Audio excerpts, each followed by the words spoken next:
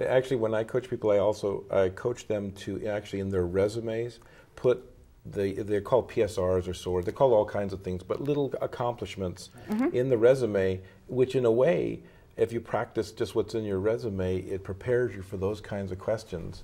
Yeah. I even coach some people to do a sidestepping type of thing, like you asked me about a conflict, and I don't have an exact example for that, like a conflict between me and someone else. Sure. But how about between two other people? And you say, well, I didn't have that exact experience, but I did have this one. Sure. And so it goes on the other end to almost like prepare for these behavioral interviews, because they can be stumping, those questions, no? Yeah. Yeah, and you're always selling yourself, right?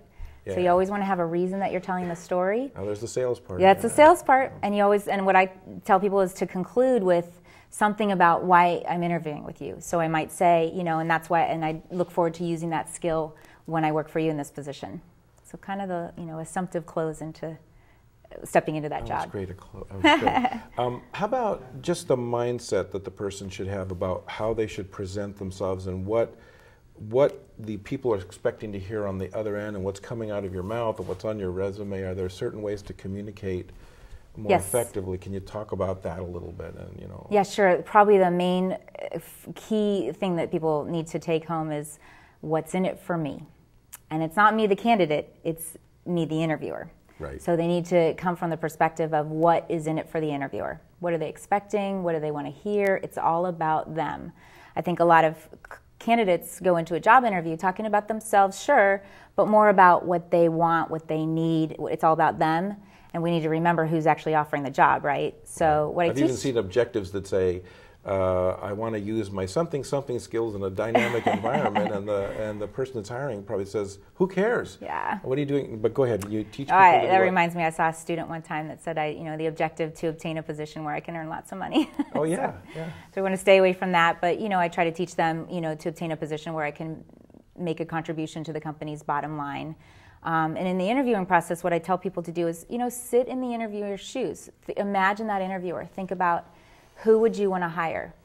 Think of the top 5, descriptions, skills, personality types, whatever it is about the person that you would want to hire for that position, and then be that person. And I'm not saying that you need to be someone else, but show them those characteristics that you have that are corresponding to that position and what they would want. And so that they can maybe more quickly see the value you're adding. Yes. Direct, I want to hire this woman. Yeah. I want to hire this guy because I can see what they're going to do for me. Yeah.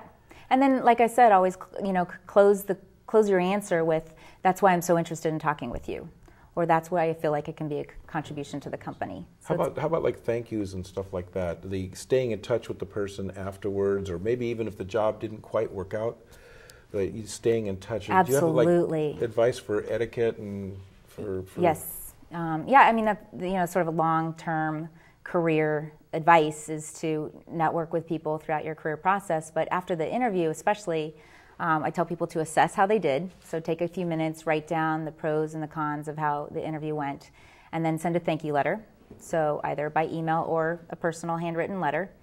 And they can include in that email anything that didn't happen during the interview, anything that they maybe there's a good idea. wanted to clarify in the interview, always from a positive perspective.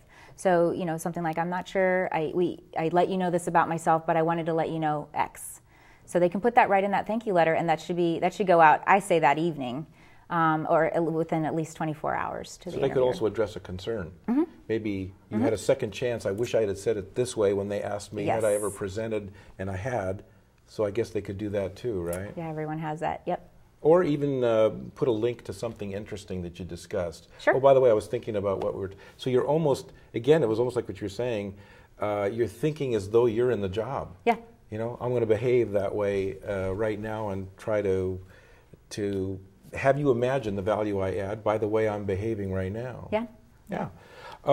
I know that one thing that you've mentioned to me about enjoying building people's confidence or seeing them blossom, or can you talk a little bit about the whole issue of confidence and how you work with people to bring that out in them or whatever? Yeah, that's probably my favorite part. I think that's what a true coach does. I can see that big smile. Yeah. I think that's why someone would come to a coach, is really having someone in your corner rooting for you and pointing out why you're so great for the job. I think a couple areas that I do that with people on are Number one, just information really usually equals control. So, and that gives people confidence. So having people find out more about the job, what they should expect, the job position, and really having that information has them kind of feel a sense of control over themselves and have a sense of confidence. I think a lot of the uncertainty around interviewing is, God, what do I expect? What's going to happen? What are they going to ask me? What are we going to talk about? And then I think that the next area is really pumping people up. People are fabulous. They've done exactly. They've done these amazing things, and as a society, we're so used to taking ourselves down a notch. So I think a coach can really help you look at all the amazing things you've done. Like yourself, I kind of look at the resume, tell me some stories about yourself, tell me why you were maybe better probably than a coworker that you worked next to. Why did it matter that you showed up on the job every day? What did you contribute? And I really, empower people. I love it. Do you see them kind of come alive in front of you? Because I've seen that, and it's just, there's nothing more rewarding, I think, than to see them just sort of blossom and believe in themselves. It's amazing. Right in front of you. It's a great process, yeah. Now, if you were to give us some do's and don'ts, or a couple of things that maybe you've already said, but you want to hammer home again, things that people either mistakes they consistently make or things you really want to advocate, or just things to keep in mind in the whole career development career. Sure. Yeah, I think a couple of things that we haven't mentioned are maybe be persistent. So people might think, oh, I can only leave that one message for a prospective employer. Be persistent. The whole marketing adage of they need to hear the jingle 7 times. If they keep hearing from Steve, when the job either does pop up or when they go to choose someone, they're going to remember Steve is on the top of their mind. I think the other thing is I teach people to ask for the job at the end of the interview. So many people... Say that. What did they actually say? What I was going to say is that so many people just sort of get up at the end of the interview, they ask their last question, the interviewer says, thank you for coming in, they walk out, right? The interviewer is left with, do they still want the job? Yeah, how do I know? So what I tell people to say is, thank you very much, this has been a fantastic interview, I'm really so interested in the position, and I very much look forward to moving to the next step in the process. Okay, and is there anything to avoid doing, a common error that people make? Either not selling themselves or presenting themselves in a certain way, or is there something? I think maybe focusing again too much on themselves, or you just need to remember to what's in it for the employer, and ask for that job really. And a more direct way to ask for the job would be at the end of the interview. Is there any reason you wouldn't want to hire me for this position? And then you say you would send a thank you that night. Yeah. And what do you say? Is there anything in particular that you would say? Would you restate?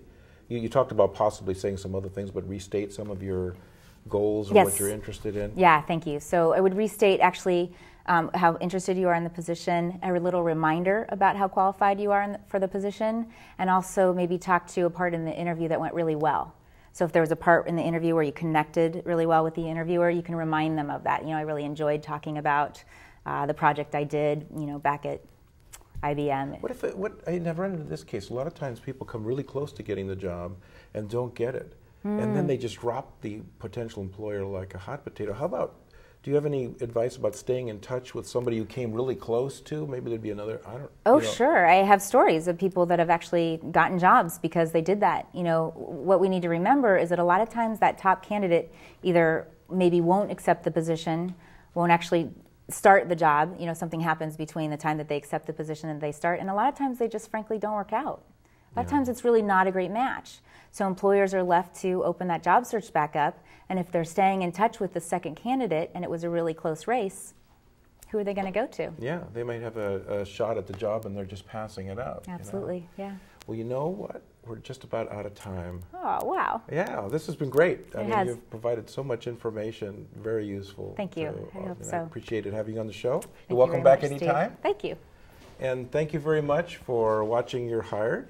If you have any input of guests you'd like us to have on the show, topics you'd like us to cover, or just questions about job hunting in general, please email me at steve@bayareacareercoach.com, and the website's www.bayareacareercoach.com. Thank you for watching, and see you next time on You're Hired.